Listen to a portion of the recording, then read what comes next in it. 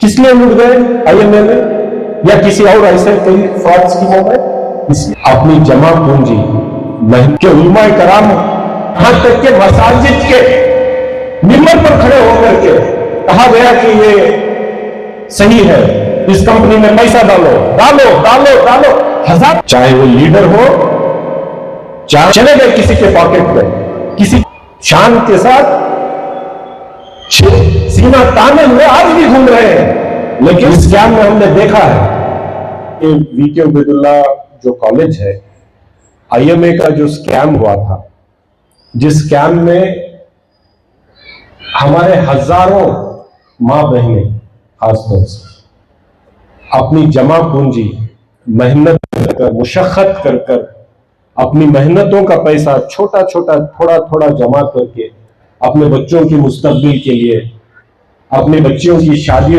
ब्याह के लिए, अपने कभी मुश्किल वक्त में काम आने के लिए, किसी की दवाई के लिए जितना पैसा जमा किया गया था उस सबको चंद लोगों ने मिलकर लूट लिया। क्या किया? लूट लिया। क्यों लूट गए हमारे लोग? किस लिए लूट गए आईएमए में या किसी और ऐसे कई फ्रॉड स्कीमों में? इसलिए लूट गए कि हमारी मां बहनों के पास तालीम नहीं थी। सच और झूठ में फर्क करने का मादा वो कैपेसिटी नहीं थी। अगर कोई खड़े होकर यहां माइक पे झूठ बोलता है तो आप पहचानेंगे कैसे? जब तक आपके पास एजुकेशन नहीं होगा, जब तक आपके पास तालीम नहीं होगी, जब तक आपको यह समझ में नहीं आएगा कि ये जो आदमी खड़कर बोल रहा है, हो सकता है बहुत बड़ा आदमी है, हो सकता है एमएलए है, हो सकता है मिनिस्टर है या कोई बहुत बड़ा बिजनेसमैन है, लेकिन ये हमें सच बोल रहा है कि हमें ठग रहा है। ये पहचानने का जो मादा है, ये सिर्फ और सिर्फ किस में आता है? एजुकेशन में आता है।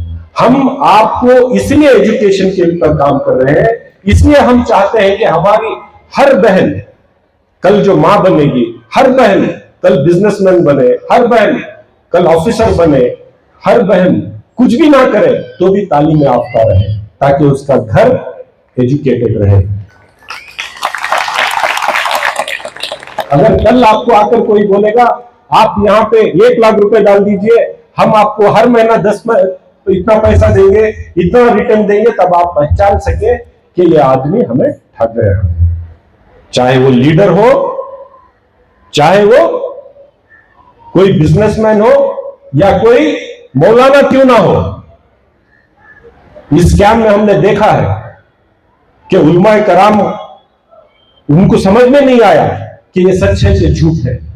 उन्होंने भी कई प्लेटफॉर्मों पर, यहां तक के मसाजिद के मिंबर पर खड़े होकर के कहा गया कि ये सही है, इस कंपनी में पैसा डालो डालो डालो डालो, हजारों करोड़ रुपए डाले गए। कहां गए हजारों करोड़ रुपए? चले गए किसी के पॉकेट में, किसी की जेब भर ली गई, किसी का घर भर लिया गया। आपका घर तो लूट गया, लेकिन जो भर गए वो आज शान के साथ सीना ताने हुए आज भी घूम रहे हैं। लेकिन लोग वो मजबूरी में, उनका जिनका पैसा लुटा है, आज उनके पास दवाई के लिए नहीं है, उनके बच्चों के तालीम और तरबियत के लिए नहीं है।